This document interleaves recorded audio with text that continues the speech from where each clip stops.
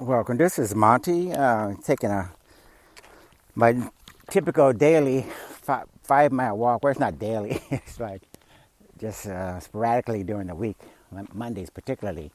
Anyway, it's my 5 mile walk where I contemplate and sort of meditate about the bigger macro picture or vision. And today I'm putting a little bit more emphasis on Bitcoin and the U.S. economy or the world economies for that matter. And I'm thinking, see, a lot of you Bitcoiners, you're getting frustrated, and I don't blame you. We are getting frustrated. We think Bitcoin is being held down. We think Bitcoin is being manipulated. Wall Street is using their typical strategies of coming out with synthetic instruments that leverage Bitcoin without any real backing. Excuse me, I have to get a sip of water. Wall Street uses options. Wall Street uses futures. Wall Street may back Bitcoin futures or whatever with physical Bitcoin, as we like to say, or some sort of paper-backed instrument, right? They will do everything possible to treat Bitcoin as they treat other assets in the traditional space. But we, being frustrated as we are, we have to realize we don't have to be sitting ducks. When you guys get a chance, look up Amir Taaki, and I'll link this podcast to this article where Amir Taaki, he takes Bitcoin maximalism to a very, very, very high level, exponentially higher.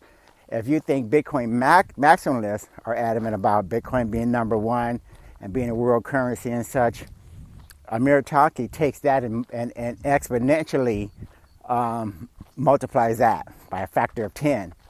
So what you need to understand is not all of us want to see Bitcoin stymied and manipulated and held down like gold has been held down, like, real estate prices have been overinflated. In other words, there's gross manipulation to the benefit of the status quo or the traditional fiat system. Okay, you know it and I know it and everybody else knows it. So what am I proposing? This is what I'm proposing. When you detect a weakness within your opponent, you're supposed to strike while you can. Right now, with the Federal Reserve pumping $400, $500, $600 billion into the repo market because the bank's liquidity has dried up. When you see interest rates going towards zero in the United States and below zero outside the United States, when you see, you name it, retail stores closing by the thousands, when you see a manufacturing recession, when you see the service sector also collapsing, this indicates there's a problem with the economy. And see, Bitcoin is supposed to be a refuge for those who want to park their assets, whatever they have left, into something that's going to be there, something that they can control, something that the government just can't snatch from you. If we all use Ledger Nano wallets and Trezor wallets, for instance, a lot of our wealth would be beyond the reach of governments. They would literally have to beg us to get access to those monies, the Bitcoin, in order to further fuel this beast that's dead set in terms of destroying us. I was just reading the other day where some woman in the Trump administration, she was tasked with the idea that there's a vulnerability. If there's a vulnerability in Bitcoin, find it and destroy and just get rid of Bitcoin. That was her job. But obviously, whoever asked her to do that didn't understand the implications. Didn't understand. The decentralized nature of Bitcoin and the anti-fragility of Bitcoin. So we're getting a lot of very meaningful admissions that Bitcoin is here to stay. The IRS came out with some guidelines indicating that on certain tax forms going forward, you would have to declare your cryptocurrencies, right? Well, doesn't that tell you guys something? If the IRS is acknowledging the cryptocurrencies and asking you to declare what you have, that means they know, just like you know, that Bitcoin is not going to disappear anytime soon. Okay, you don't ask the entire U.S. population who's paying taxes to declare something that's not going to be around very long. Either it has value, or it has staying power, or it doesn't. There's no. This is black and white. Okay. So anyway, where I'm going with this is being proactive. Unfortunately, means we need to take a stand while we're sitting there like ducks waiting for, the quants on Wall Street and the regulators in Washington and law enforcement types and such to suppress Bitcoin and weaken it and water it down. Why don't we follow Amir Taaki's lead in terms of coming out with dark finance tools? I want you to write that term down because it's going to be something that we all need to understand and share. Dark finance tools. These tools will allow us to create our own derivatives if we need to create our own futures and options or whatever, so we can leverage the ability to use Bitcoin as a way of crashing national economies. The U.S. economy, as I mentioned, is very vulnerable. There's a number of economies that are very vulnerable. Once these economies and once the central bankers see that we're actually causing the collapse of economies, they're going to think twice about what significance we represent in the Bitcoin space.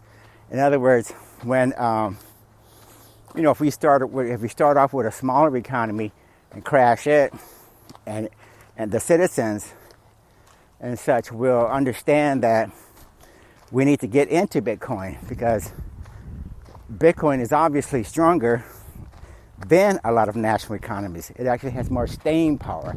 It's actually programmable money, and it's a store of value, and it's also a means of payment. So, in other words, you crash smaller economies just to learn the techniques and strategies, get it down pat, then you move on eventually to the United States economy. So this is what I propose. We need to come out with our own dark tools, dark finance tools, start with some smaller countries, crash them, causing the citizens to flee into Bitcoin, not out of convenience, but out of necessity.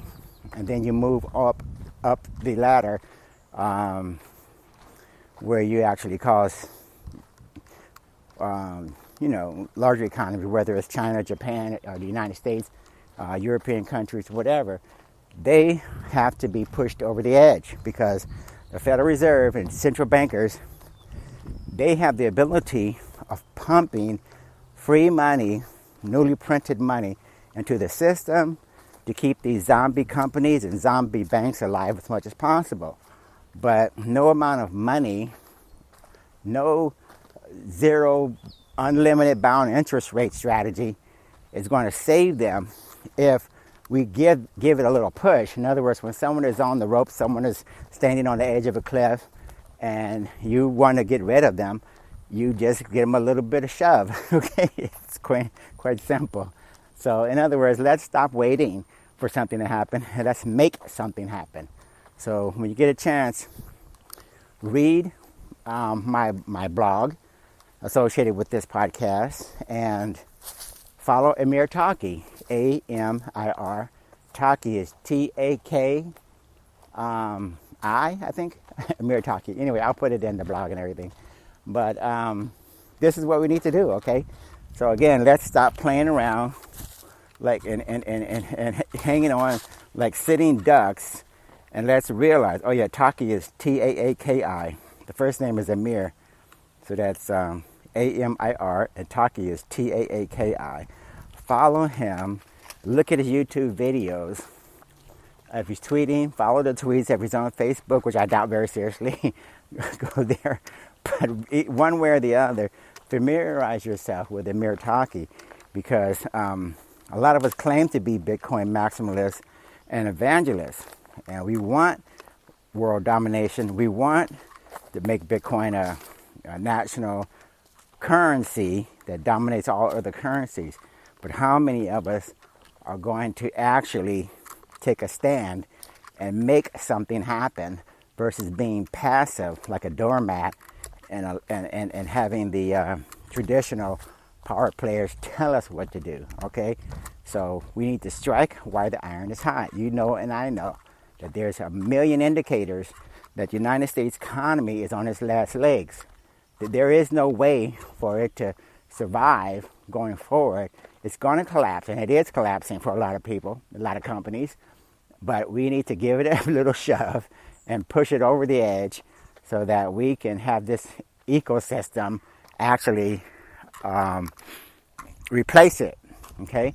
Once all the wealth of the planet starts flowing into Bitcoin at a significant pace, we will incentivize our developers, incentivize our miners, incentivize people who want to run nodes. In other words, we'll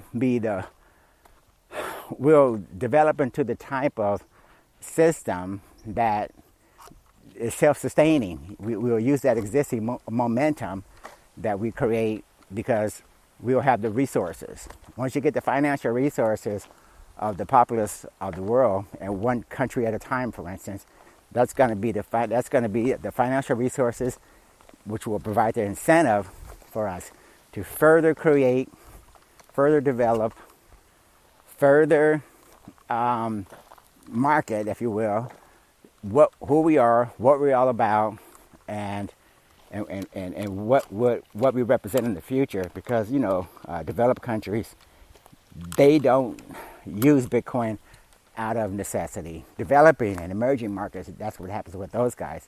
They know why. They know what's going on with Bitcoin. They know that it's imperative. Venezuelans and Zimbabwe people, maybe Argentinians, people from Greece, Turkey, etc., they all know that. You don't have to tell them. But unfortunately, people in the developed world, they want to speculate. They want to make a quick buck. They want to jump in out of the market. They have no clue the true value of Bitcoin. Anyway, I'm going to let you guys go and listen to my podcast. Make sure you understand the implications of being a sitting duck or versus being aggressive and being proactive. Okay, that we can do this. You've been waiting. You've been looking for a way to get us on the map and replace the traditional fiat system with Bitcoin. So now you have it. Okay. Anyway, I'm going to finish my 5-mile walk. You guys take care. We'll talk later. Bye.